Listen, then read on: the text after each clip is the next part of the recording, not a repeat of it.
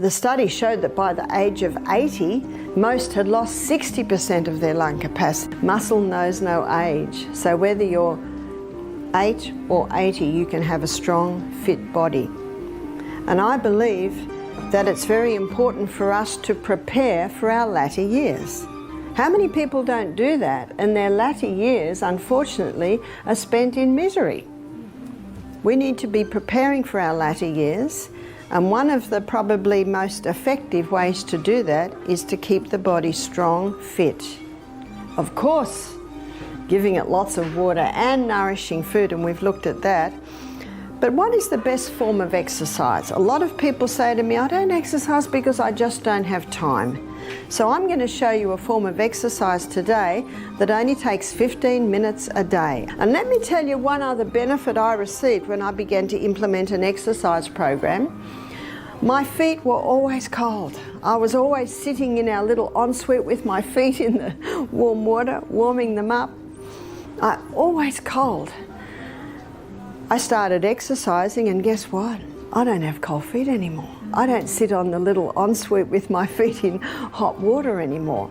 Mind you, I go to great lengths to make sure I'm warm, absolutely. So I started to walk at 5:30, and it was pitch black outside. But what I found was once you start walking, your eyes soon adjust because it's a hassle taking a torch. I'd leave home and it was cold and dark. I'd have a scarf on, I'd have a hat on, I'd have gloves on. And when I'm coming back, this is after half an hour, well, the scarf's off, the hat's off, the gloves are being taken off. And I'd come into the house going, whoa, it's hot in here. No one else was thinking that. By maintaining daily exercise, you not only make your body stronger, but also sustain vitality, flexibility, and a positive spirit. Stepping outside into the cold morning air and connecting with nature not only stimulates circulation, but also boosts the immune system. The body's adaptation to walking in harsh weather can strengthen the cardiovascular system and improve endurance.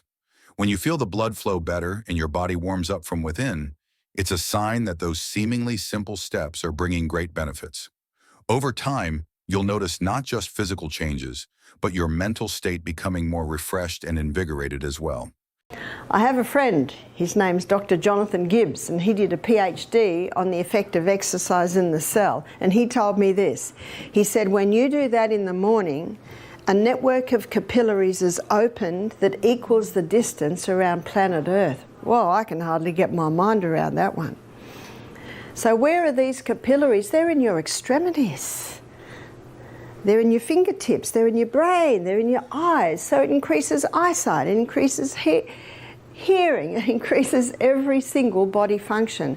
Leviticus 17:11 states that the life of the flesh is in the blood. It moves blood. How excited was I when I found only 15 minutes? Well, let's have a look at this.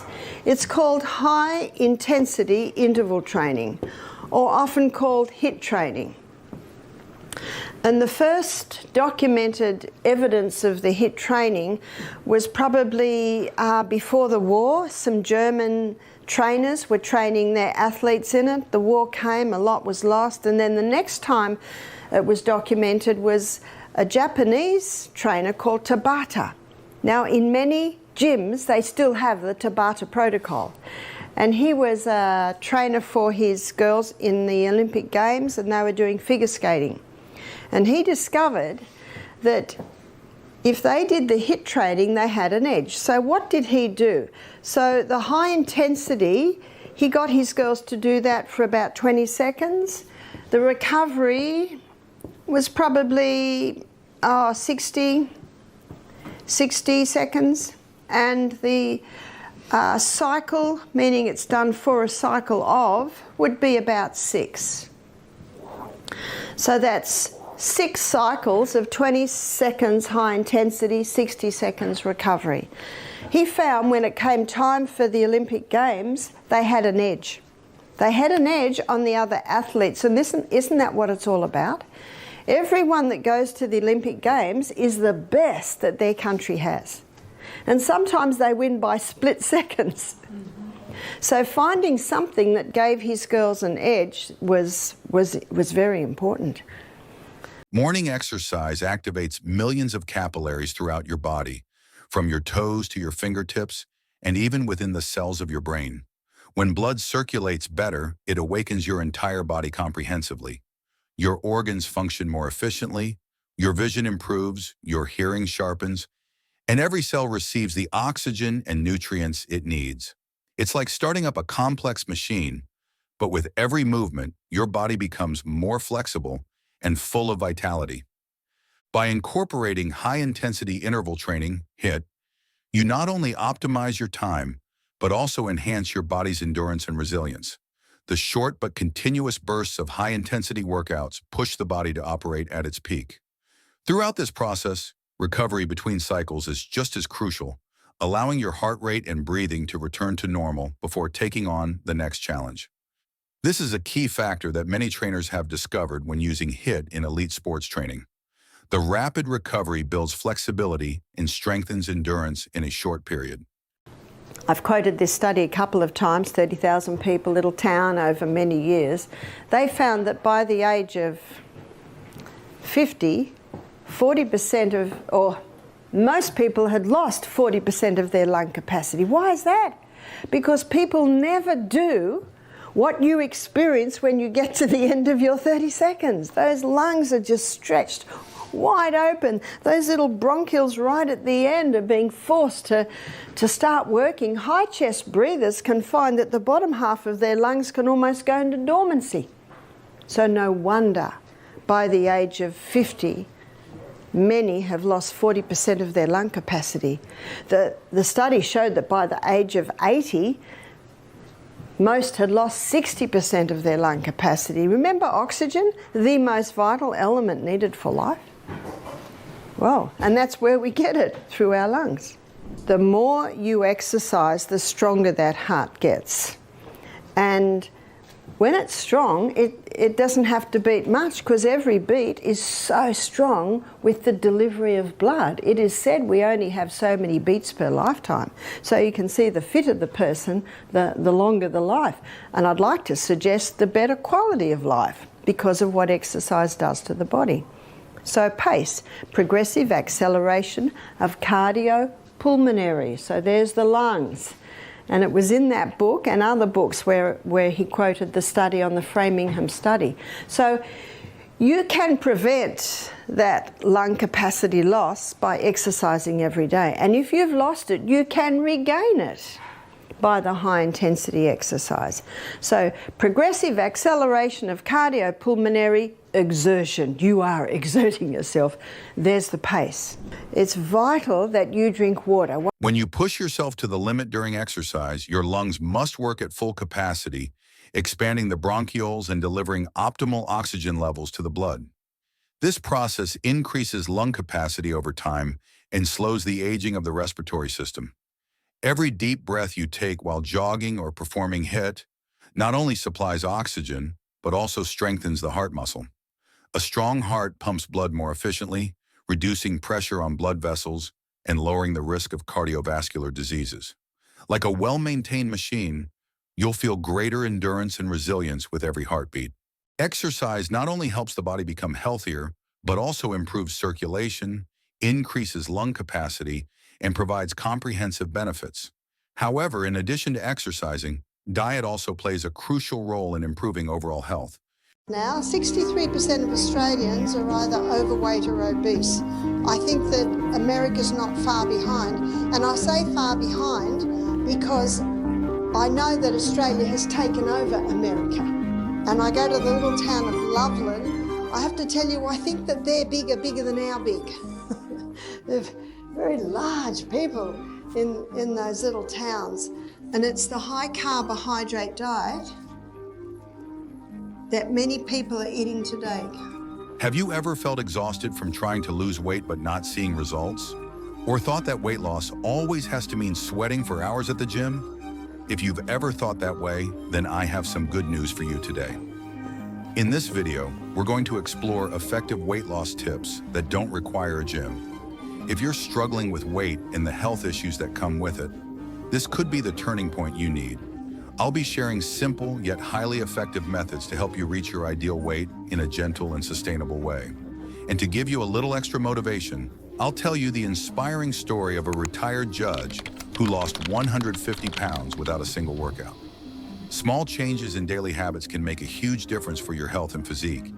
And maybe today's story will be the inspiration you need to start your own journey of change. And to illustrate this more clearly, let's hear an inspiring story about a judge who completely transformed their life through dietary adjustments. So I'll give you the story of Henry to show you what he did. He was a retired judge. He came to our health retreat a few years ago now. He was, I think, 69, and he was on 6 medication. He was on medication for high blood pressure, for blood thinning, for blood cholesterol, for blood sugar, for gout, and for stomach ulcers. So he's on 6 medications. I said, "Are you interested in stopping your medication?" He said, "No, I'm very happy with my medication. Thank you very much. I always respect everyone's right for what they choose to put into their body, and shouldn't we? It's our God-given right." But we gave him hawthorn berry tea a day. We gave him a litre to drink through the day. It's not an unpleasant tea. We also gave him a little cayenne pepper. He was happy for us to try a few things. He took the herbs with him when he went home. He rang me 4 months later.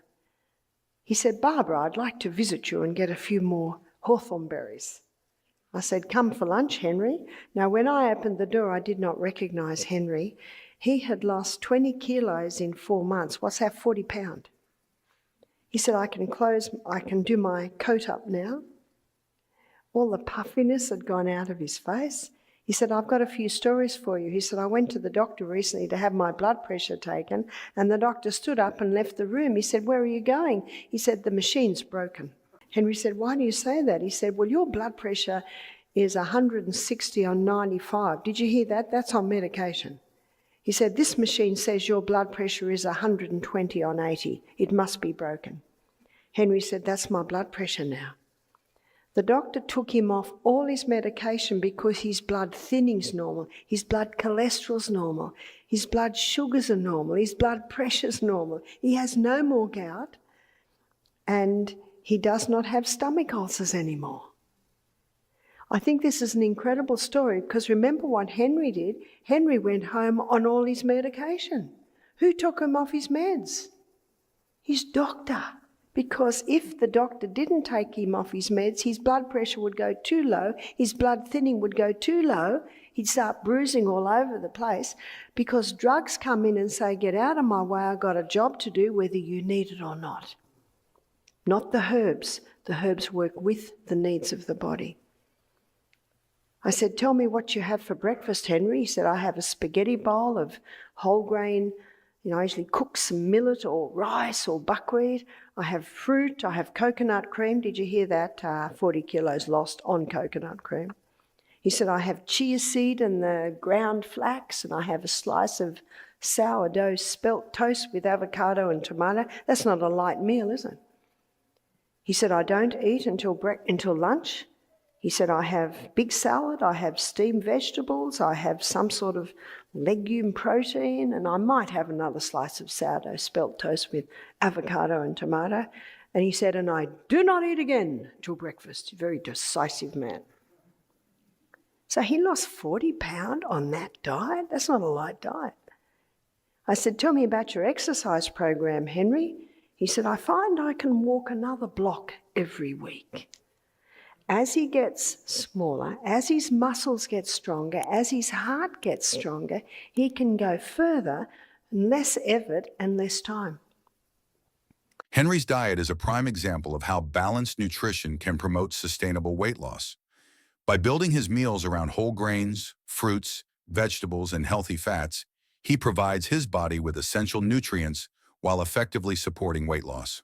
Whole grains like millet and buckwheat are high in fiber, helping you feel fuller for longer and reducing the tendency to snack or overeat later in the day.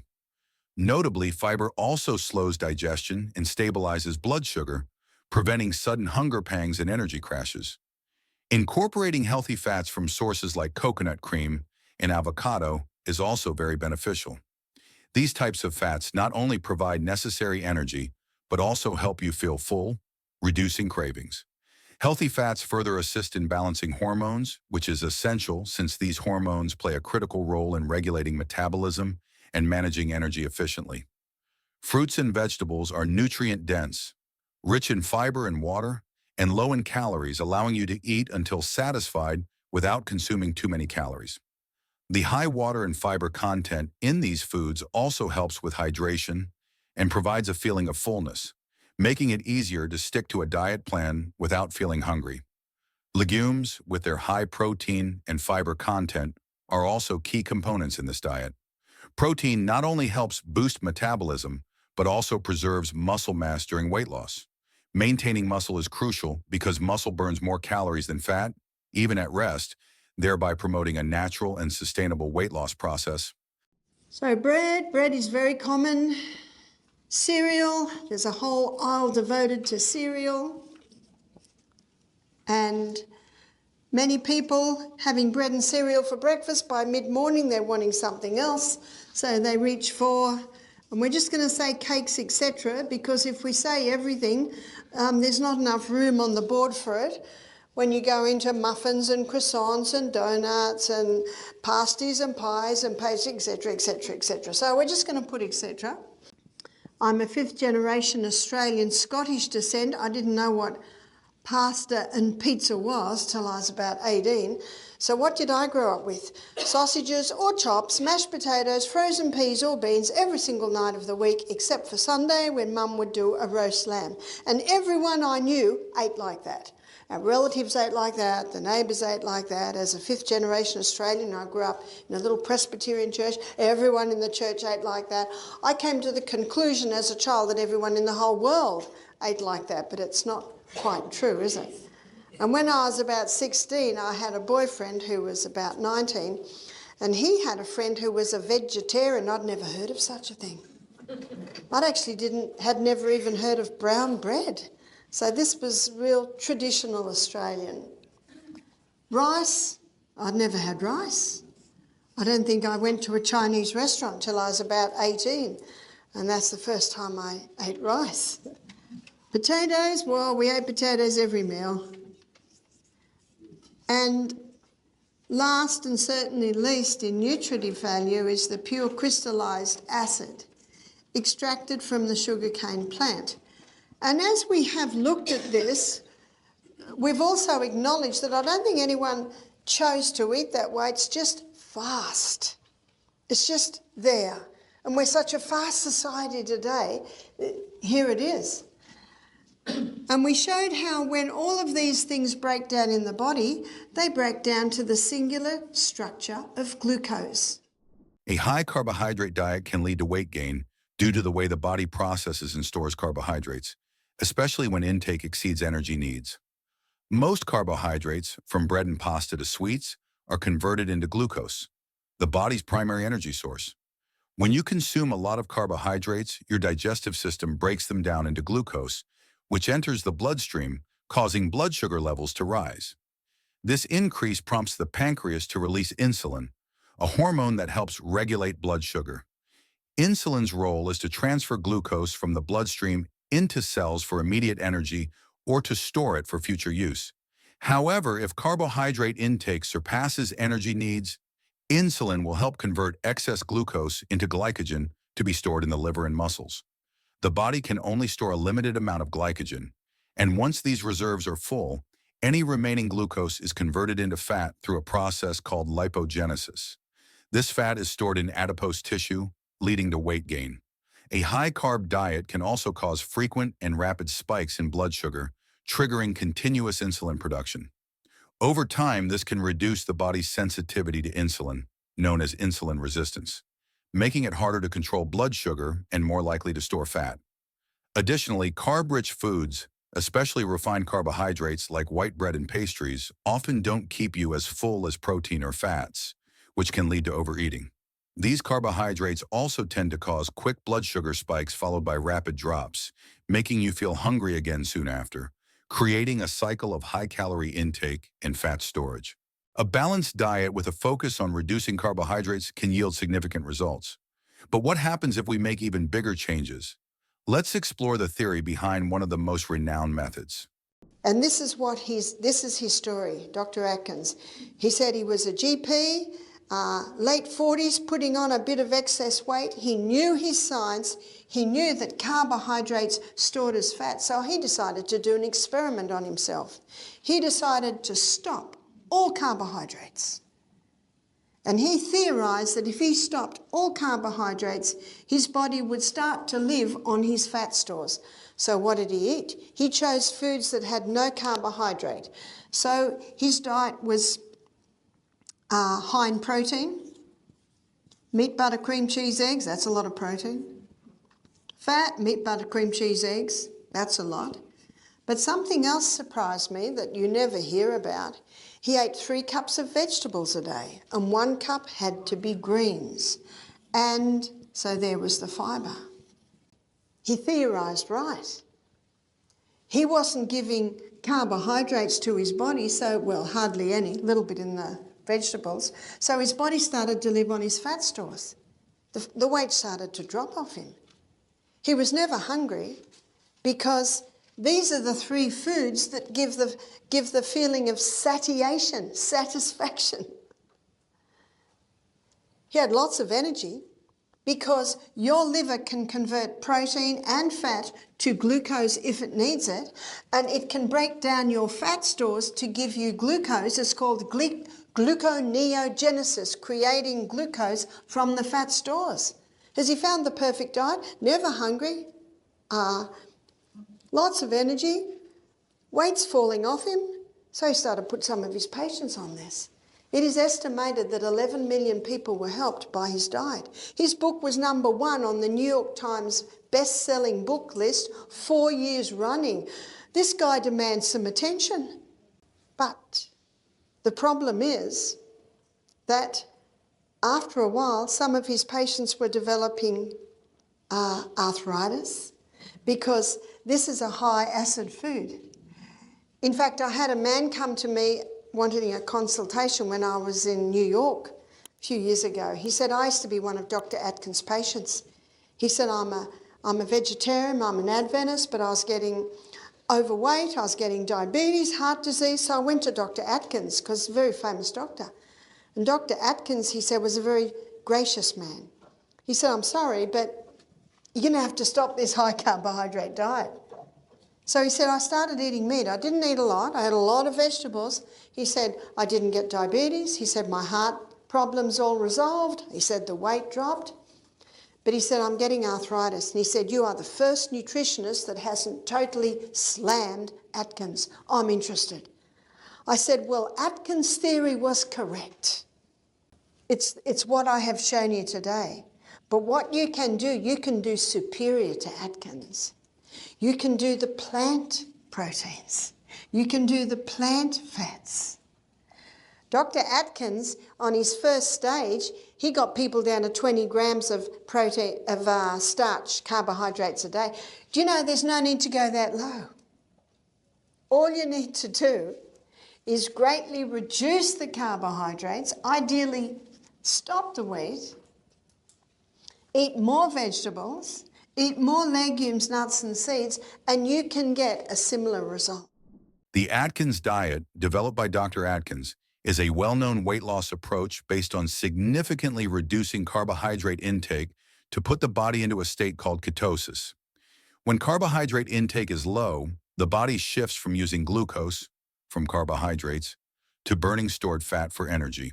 Instead of glucose, the body breaks down fat into ketones, an alternative and effective energy source. This mechanism is the main reason why the Atkins diet can promote rapid weight loss. In this diet, high-protein and high-fat foods such as meat, eggs, cheese, butter, and cream are encouraged as they provide ample energy without many carbs. These foods also help create a sense of fullness, naturally reducing calorie intake without causing constant hunger.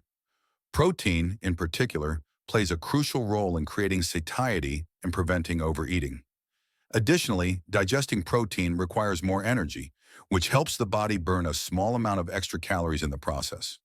Low-carb vegetables are also encouraged on the Atkins diet to add fiber, supporting digestion and maintaining a sense of fullness without raising calorie intake. These vegetables help keep the body in a state of ketosis, allowing steady fat burning without compromising muscle mass, thanks to the high protein content of the diet. Participants often see a rapid weight loss in the initial stages and don't experience the fatigue or hunger typical of low-calorie diets. Thank you for watching the video. I hope these insights inspire and motivate you to take control of your health.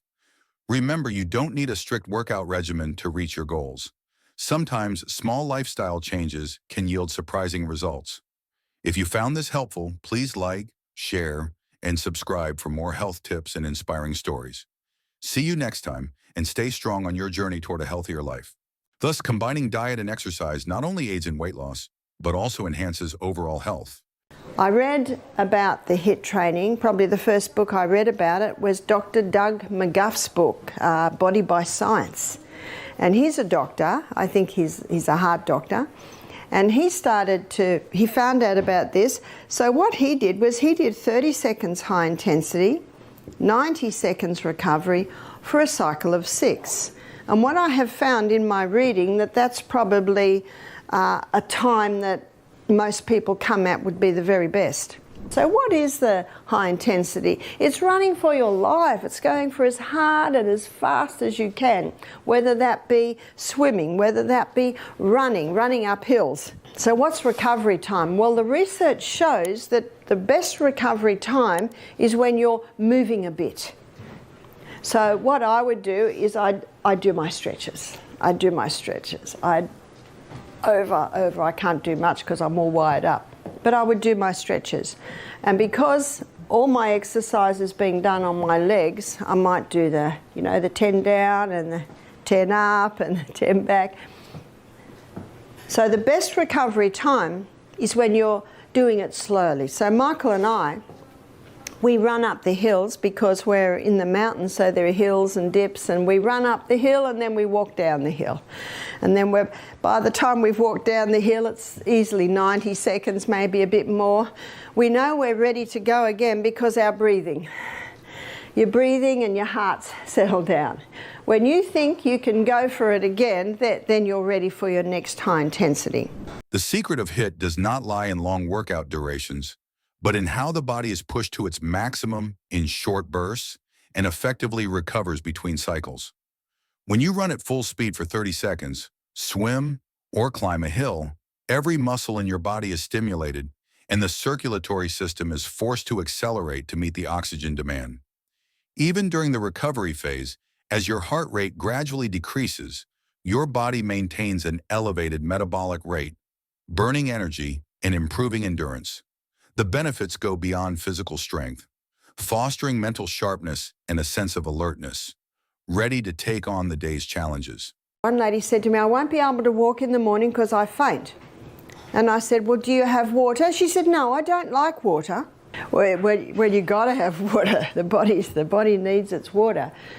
But when you drink that water in the morning and then go on your walk and your body is starting to work, it needs more fuel, those little molecules of glucose are plucked and through the pathway, plucked and through the pathway. It's a wonderful process.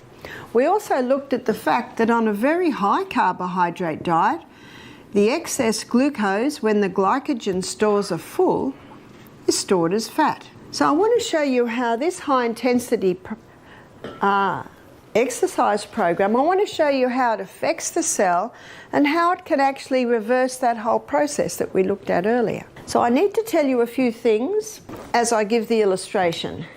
So what I didn't tell you the other day is that this 8-step pathway is very slow. The 20-step pathway is very fast. And as we're standing here at the moment, they're feeding into each other quite nicely.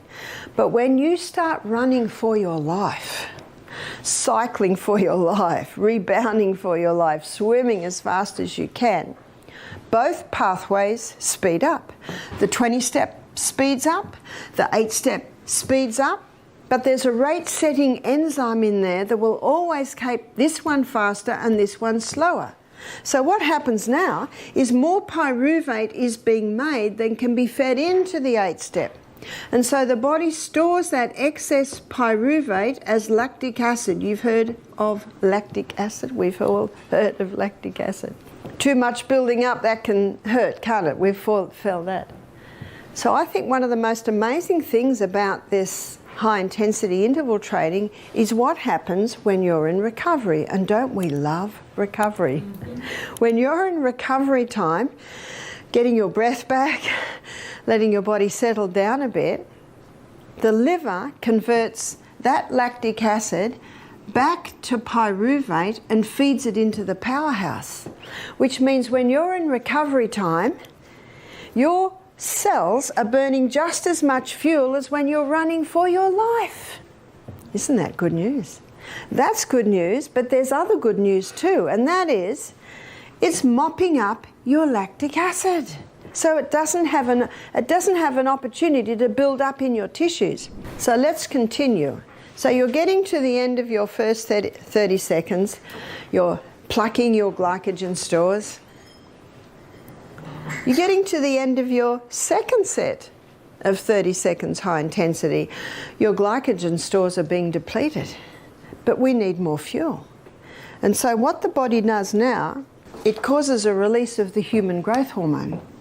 The human growth hormone is very active when we're growing. But when we stop growing, I stopped growing at 16, that probably doesn't surprise you.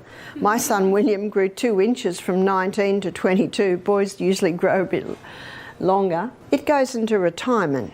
But when you do the high intensity exercise, it's pulled out of retirement. Let me show you what it does. What the human growth hormone does is it causes a release of hormone-sensitive lipase. Hormone-sensitive lipase is an enzyme that breaks down fat cells. Yesterday we looked at sublingual lipase. Remember that enzyme that breaks down the short chain and medium chain fatty acids in the saturated fats? We looked at pancreatic lipase that breaks down the long chain fatty acids. We're looking at another lipase now, and that is hormone-sensitive lipase that's released to break down your fuel stores. Isn't that what fat is?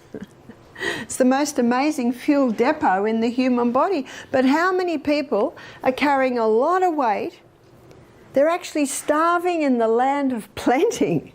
They can't access their fuel supplies. They're always tied. How do we access it?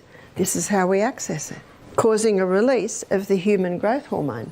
So hormone-sensitive lipase is activated, and hormone-sensitive lipase, as it is activated, it switches over to burning fat. It becomes a fat burner. So one of the reasons why when the human growth hormone's released, the body starts burning fat as fuel is because of something we looked at yesterday. Remember glucose? Glucose burns in the body at 4 calories per gram. Remember fat? Fat burns in the body as 9 calories per gram. Now you'll find that information in every weight loss book in psychedelic colours as to the reason why if you want to lose weight you shouldn't eat fat. But they don't understand what a calorie is. You know what a calorie is? It's a unit of energy. So if you want a high energy food, what do you eat? Fat. You see, it's a misconception. The human growth hormone also increases the body's ability to process protein. The human growth hormone also increases the circulation of the blood to the skin. Now the effect of this is it slows down aging. No wonder the movie stars pay $1,000 a week for this human growth hormone, because their profession is dependent on them looking good, and you can see this helps you look good. Well, I'm offering it to you cut price today. 15 minutes high intensity interval training a day will cause a release of that human growth hormone, and that human growth hormone will remain active for 24 hours. People ask me, how often do you exercise? I say daily. Daily. Daily, because I want that human growth hormone. But I'd like to show you one of the most powerful, well, it is acknowledged to be the most powerful form of exercise there is. And everyone can do this one, and it's called rebounding. Now, why is the rebounder or the little mini trampoline, such a powerful form of exercise. Strength comes from one activity and one activity alone, and that is defying gravity. Isn't that what you're doing on the push-ups? You're defying gravity. Have a look at a baby. I've had 6 babies, and I know within a couple of days, what are they trying to do? Put their heads up. They're trying to put their head up. In fact, you have to be careful because they put their head up and then they might bang it on your collarbone. And then it's not long when you put them on the floor, they start to roll. Then they start to get up on their hands and knees. And then it's not long after that, they're trying to pull themselves up. They're constantly defying gravity, aren't they? It is gravity that causes strength. And then you put them in the little cot and they start jumping, jumping in the cot. I've come to the conclusion that people age because they stop jumping. What's the old saying? We should jump for joy. So why is the rebounder so powerful? Well, three forces come together with the rebounding, because I always want to know why. 3 forces come together. One force is defying gravity. So defying gravity is one of the forces. There's another force that comes to play, and that is acceleration. So when you're leaping off the mat up into the air, you're accelerating. And then just as you get to the top of your jump, you experience deceleration. So acceleration and deceleration. You know acceleration when you're in the plane. I think my favourite time in the plane is when they take off. We go so fast and watch that land go away from you. So there's your acceleration. Deceleration is when you've landed and they put the brakes on and you're flattened against the seat. Einstein says that these 3 forces have the same effect on the body. There is not a cell in the body that is not affected by these 3 forces, and that's what makes it such a powerful form of exercise, because constantly as you're jumping like this, the cells they're being challenged, but challenging the cells strengthens the cells. Did you know you have a second heart? It's your calf muscle. Do you ever wonder how the blood gets back to the heart? You see, your arterial system is the blood coming away from the heart, and your venous system is the blood coming back to the heart. It is your calf muscles. And I think you'll agree with me, when you've been on the rebounder, those calf muscles, they're constantly working, so your second heart is getting those blood back. That's why rebounding is so effective for varicose veins. You don't get varicose arteries, do you? You get varicose veins. It's that venous system that's affected. And that's why in the plane they tell you to move your foot, don't you? Because when you move your foot, you're moving your calf muscle. You only have to rebound for 1 minute in the morning to get that lymphatic system activated for the whole day. And once that lymphatic system is activated, every movement you make, just scratching your head, turning around, it's keeping the movement going. So this, again, is called the health bounce. If you can't do this, you're a little unstable, just find a post to hold on to, or you can get I think there's another rebounder downstairs that has a frame, and you can hold on to that frame. I like not to, because I don't want to become dependent on the frame, but if it's too hard for you, by all means, start with the frame. See, even doing this health bounce, I can feel my second heart, my calf muscles strengthening. Some people say, I'm not going to get on the rebounder because I'm out of balance. Well, guess how you get into balance? By rebounding. If you're not used to this, at first you might be a little unstable, but the more you do it, you will notice you will get your balance. Your balance is set by the bottom of your feet and by the fine mechanisms in your ear. And so rebounding resets those fine mechanisms in your ear and resets the soles of your feet. And you might say, well, Barbara, most of your work is being done with your legs. What about your upper body? It's all affected, but let me show you how you can strengthen your biceps. So you jump with your palms down, As you jump, that strengthens the bicep muscle. Yes, you can do your triceps too, and that's where you put your palm up and you jump with your palm up, and that strengthens your tricep muscles. And often I will twist as I do it, so I twist like this, and that helps with the spine. And so when my arms get tired out there, then I will do that. But I'll often do 10 biceps, 10 triceps. You can also strengthen your eyesight. How do you strengthen your eyesight? Now, I'm not doing much and I'm fairly fit, but can you see in my breath? So it doesn't seem like you're hardly doing anything, but it has a powerful effect on the body. So how do you strengthen your eyesight? So you can also just do this. Anyone can do that, where you're not even jumping, but you're having an effect. How do you strengthen your eyesight? So right now, looking out that door there, I will focus on that tree. I'll focus my eyes on the leaves of the tree, and so when I'm doing it, the tree is standing still, but the big trees in the background are jumping, and that lamp's jumping, and that lamp's jumping. So what I'll do now, after 10 jumps, I'll focus on that lamp, and I'll keep that lamp still, and the leaves that were still before are now jumping in the peripheral. Can you see what you do? You keep changing your focus, and that strengthens your eyesight. Now, I wear glasses early morning for fine reading. Since I've been doing the changing of the focus, my eyesight has improved. I was just about to go to 250 magnification, but I'm finding that with the changing of the focus on the rebounding, I've been able to keep it just the 2. So it can strengthen your eyesight. During high-intensity exercise, the body depletes its glycogen stores and begins to stimulate the production of growth hormone.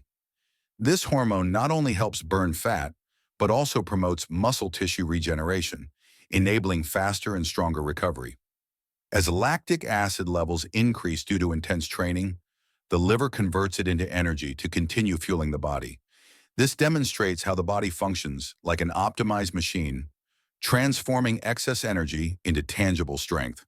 Rebounding exercises are more than just defying gravity. They involve both acceleration and deceleration, impacting every cell in the body. As you jump up and land, gravity forces muscles and connective tissues to work harder. Simultaneously, the lymphatic system is activated, aiding in toxin elimination and boosting immunity. This is why even a few minutes of rebounding each day can significantly improve health. Don't hesitate to start slowly and let your body gradually adapt. Whether by improving balance or feeling muscle strength, every step counts. Thank you for joining me on this journey to explore your health today. I hope the information shared here will be useful in your quest for a healthier life. If you have any questions or want to share your thoughts, feel free to leave a comment below. I am always here to listen to you. Don't forget to hit the like button, subscribe to the channel so you won't miss out on useful health tips, and check out more videos for a happier and healthier lifestyle. When we put food in our stomach, we should now leave it. Let it do its work. After about an hour and a half, 2 hours, start sipping on some water. Then you don't water down your hydrochloric acid. It takes 3.5 to 4 hours to digest a meal. If a person has a meal of watermelon, that's probably gone in about 2 hours. But when someone has a balanced meal, which is shown here, it takes about 3.5 to 4 hours to digest.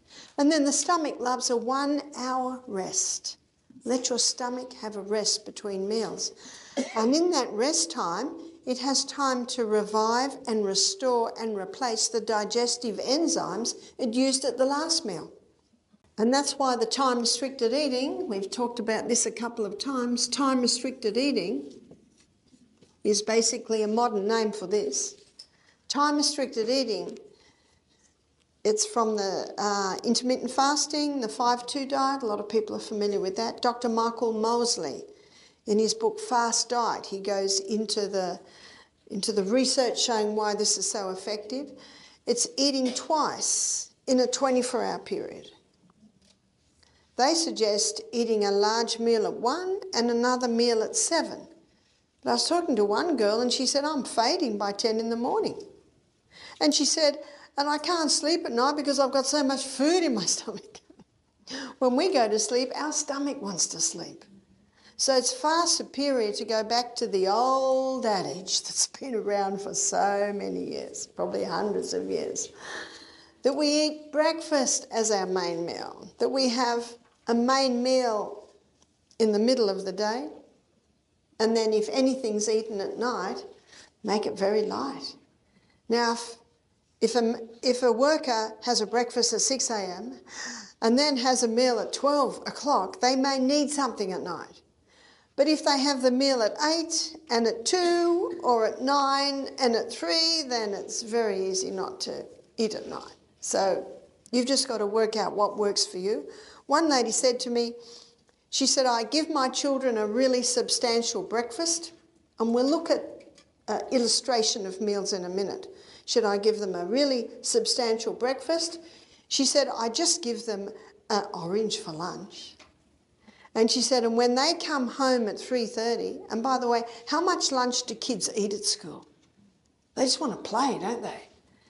So she gives them something light, and when they get home, they're hungry. How many kids get home hungry and want to eat, and then they're not wanting to eat their evening meal, and it's too late anyway? So she said, when I see that school bus come, she said, I got the table set. The kids come in, they're hungry, and have the meal there. She said it works so well. She said they never used to eat much at night because they had so much when they got home from school. But husband doesn't come home till maybe 5 or 6, and often he wants quiet. So he's very happy to just eat quietly by himself. And maybe the lady who wants to lose weight, she'll sit with her husband and drink a peppermint tea, or maybe she'll just have a bowl of salad. Eating large meals in the evening, especially when the body doesn't require much energy, can be a significant cause of weight gain. At night, energy needs decrease substantially compared to the day when we are more active. When you eat a big dinner, the body processes the food just like any other meal, converting it into glucose for immediate energy or storage. Due to the lower energy needs at night, excess glucose from the meal is more likely to be stored as fat. Here's how the process works.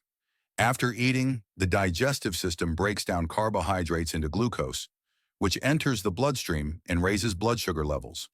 The pancreas responds by releasing insulin to help move glucose into cells to be used for energy or stored as glycogen in the liver and muscles.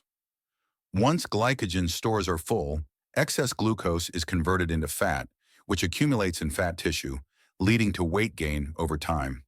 Additionally, late-night eating can disrupt the body's natural circadian rhythm, affecting metabolism. Metabolism slows down in the evening, meaning food digests more slowly and is more likely to be stored as fat rather than used for energy. Eating heavily at night also keeps insulin levels elevated for longer periods, which further encourages fat storage over fat burning. Another factor is that after a large dinner, many people tend to be less active, often relaxing or going to bed shortly afterward, giving the body little opportunity to burn off the calories just consumed. This lack of activity increases the likelihood of fat storage, as excess calories are not burned. On the other hand, eating smaller, lighter meals in the evening provides the body with just enough calories for its needs, limiting the likelihood of energy being stored as fat. This eating pattern aligns better with the body's natural rhythm, supporting better digestion and reducing the chance of overeating. Eating lightly at night is an effective way to manage weight and prevent unnecessary fat storage. Plant proteins. It's much cleaner burning fuel. It doesn't leave an acid waste like the protein does. And when I was consulting with this man, he said to me, I believe if Dr. Atkins had read the China study, Atkins would have become a vegetarian. What an interesting comment. So you can get those results, but you can do it on a plant diet, as long as you do the legumes. And so many people say, oh, legumes, you've got to soak them, you've got to cook them. Well, when you go home tonight, just fill up the saucepan and fill it up with lentils. in the morning, rinse it well, bring it to the boil, rinse it again, put it in your slow cooker. There's lots of shortcuts. Or soak a whole lot, rinse heaps of them and then put them in snap lock bags in the freezer. Then you just pull it out, cook them. There's lots of shortcuts. And you can get organic beans in tins. Just make sure you bring them to the boil and rinse them very well. So it's easy, it need not be difficult. You see, animal protein, it burns at, so let's look at protein. Animal protein, only 58% is burnt as fuel. So that's a 42% waste. That's the acid waste. And that's what Dr. Colin Campbell found in his book, The China Study. He could switch cancer cells on and off, and we looked at this briefly when we looked at cancer on the first night. Because it's an acid waste, and cancer thrives in an acid environment. We looked at that. Whereas plant protein, it's a lot cleaner burning fuel. It doesn't have that acid waste. So with plant protein, you're getting up to about 80% easy is burnt as fuel. That's a big difference. So your plant protein is a superior protein. What Atkins found, and I found this interesting, he found that these 3 food groups are the essential food groups. Fibre is essential because the colon needs to be swept. We looked at that when we looked at the colon, when we looked at the waste disposal organs. Protein is essential because the crossword bands, remember we looked at the DNA on the first night, it's made up of amino acids. Amino acids is a breakdown from the protein we eat, and it's amino acids that builds the new cells in the body. And 50% of the membrane around every cell in the body is protein. That's essential. Fat is essential. The fat-free diet is a dangerous diet. There are fats that'll kill and there are fats that'll heal. And because there are some killer fats, they've all been dumped in the same basket. What are the killer fats? The altered fats. You see, for centuries, people used the coconut oil and the olive oil. They can be extracted from the flesh of the plant. But those hard seeds, they couldn't really get the oils out until they developed high heat chemical equipment to extract oil from hard seeds. And because they use chemicals and heat, they destroy the oils immediately. So there's clear plastic bottles that have got sunflower oil, peanut oil, soy oil. Don't touch them. They're the oils that can help to damage the arterial wall. They're the dangerous oils. And your deep fried foods. If you do fry any food, it should be always in a saturated fat, because saturated fat is heat resistant and light resistant. The heat doesn't destroy it. It is the fattiest organ in the body. It must have fat. The myelin sheath that is around the arm that comes out of the nerve cell, it's mostly fat. If someone's on a fat-free diet, on cholesterol-lowering medication, because that fatty substance is mostly cholesterol and it protects the nerve cell. So if someone's on a fat-free diet, cholesterol-lowering medication, and got a mouthful of mercury and eating fish every day to try and get some more protein, but they're having huge amounts of mercury and big exposure to chemicals, well, that's disaster. There's your Parkinson's disease, there's your multiple sclerosis, there's your dementia and your Alzheimer's, because then the brain cells are getting damaged. So we need to be having nice amounts of fats. How much? Well, not much. It's a very concentrated food. Maybe a teaspoon a meal, maybe not even that. You don't need much. I don't know about you, but I couldn't drink a cup of oil. No, not attractive. But you would be surprised how much oil a person is consuming when they eat a whole meal of, say, fish and chips and scallops, all that fried food. They're almost consuming nearly, probably between half a cup and 3/4 of a cup of fat. And it's damaged fat. That's the fat that is dangerous. There's no doubt about that. But because there are dangerous fats, unfortunately, they've all been classified as dangerous, but they are not. And we need some, our brain needs some. I gave the story this morning when I talked about diabetes of Jim, the guy who was a type 1 diabetic and got off all his medication. And do you remember the weight loss he experienced?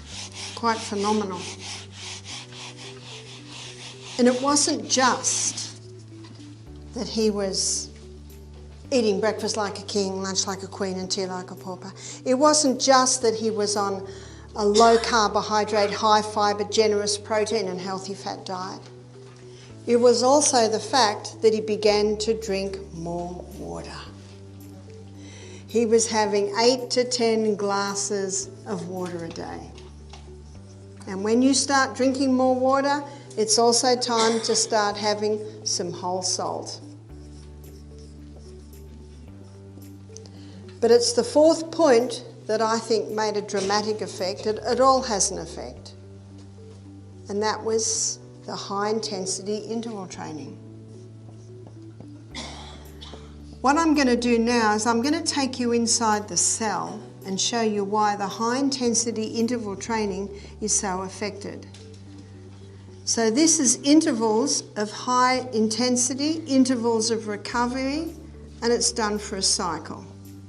And Doug McGuff, the heart doctor, he suggests 30 seconds high intensity, 90 seconds recovery for a cycle of 6. There's 15 minutes a day. Sorry, but no excuse. If you haven't got 15 minutes, start to write down how long you're on the computer, how long are you on the phone, how long are you on your iPad. How long do you spend watching television? And you will quickly see time to do some adjustments with your time. What I want to show you is what happens inside the cell when you do the high intensity interval training. Now before I go there, just let me define high intensity. It's anything that gets the heart rate up and the breathing. So Michael and I, we run up hills every day, and our recovery is walking down hills, and we run up the other hill. When I was in Germany 2 weeks ago, where I was staying was in a little village, and the house I stayed with was right up on the side of a hill. So anywhere I went, when I went back home, I had some high intensity. And I found a path through the forest. And I found this path by accident because when I was going on my usual road, I passed a man with a dog, and it was on a big rope, and this dog was jumping, trying to get at me, barking ferociously. I was terrifying. And I thought, I got to find somewhere else to walk. I don't want to pass that dog again. And then I found this bush track. They call it a forest track. And in this forest track, I got 5 high intensities, and I wasn't even running. It was just walking. And it was a track that was made for a tractor, so it wasn't for a car, because I don't even know if a car would have got up those steep ones. So I was very happy with my track that I found, and the nasty dog didn't go on that track because it was bush. It was a track you could walk. So sometimes you don't even need to run. All I need to do was walk, and walk fast up these really steep bits. Most of the research has been done on an exercise bike where the person, if they're unstable on their feet, they're holding on. It's very good if they've got hip or knee or ankle problems, then the weight is not on those areas.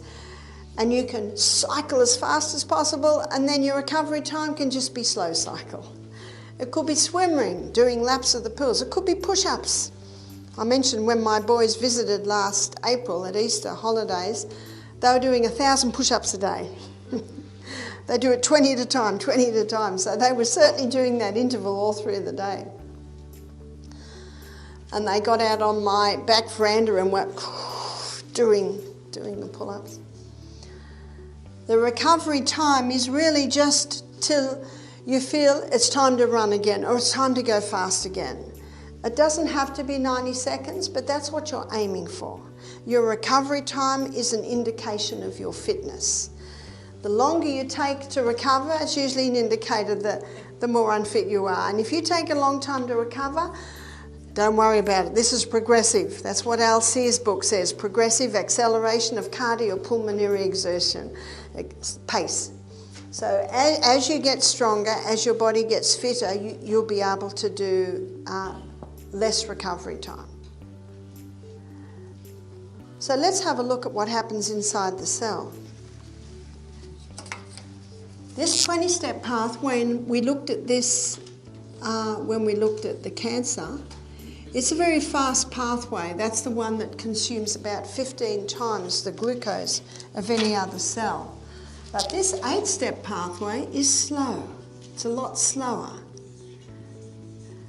And as a rule, this actually feeds quite well into the 8-step pathway, but when you're doing your high intensity, and when you're getting to the end of your first stage of 30 seconds, your 20-step speeds up, your 8-step speeds up.